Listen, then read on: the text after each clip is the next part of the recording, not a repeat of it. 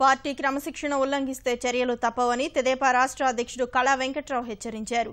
ప్రొద్దుటూరులో జరుగుతున్న గొడవలు సద్దుమణుగుతాయని అన్నారు. వైకాపా ఎమ్మెల్యే చెప్పుతో కొట్టుకోవడం ఆశ్చర్యంగా ఉందన్నారు.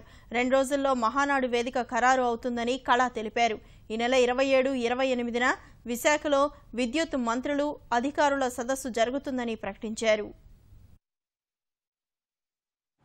అదేదో వింతగా ఉందా, ఇంకెవరైనా కొట్టుకుంటే మనం చెప్పుకోవచ్చు, కానీ వైకాపా వాళ్ళు కొట్టుకుంటే అది పిల్ల కాంగ్రెస్, తల్లి కాంగ్రెస్ వాళ్ళ దగ్గర నుంచి వచ్చిన సంస్కృతి మిగతా పార్టీలు కూడా వెంటాడుతుంటుంది. అప్పుడప్పుడు మంత్రివర్గం వచ్చింది, ఎమ్మెల్యే అవ్వగానే నాకు మంత్రి కావాలని ఉంటుంది.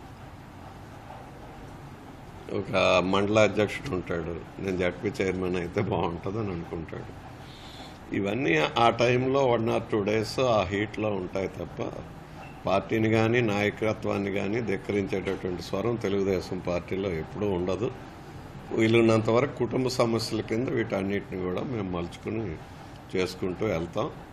దీన్ని ఏ చిన్న విషయాన్ని కూడా అందరినీ సాటిస్ఫై చేయడానికే మా నాయకుడు ప్రయత్నిస్తాడు. మా హైకమాండ్ ఎప్పుడు కూడా అందరినీ అన్ని విధాలుగా అన్ని ప్రాంతాలని అన్ని సామాజిక వర్గాల్ని అన్నిటిని కూడా చూసుకుంటూ వీలున్నంత వరకు అందరినీ కలిపికట్టుగా తీసుకువెళ్ళటానికే మా ప్రయత్నం జరుగుతుంది.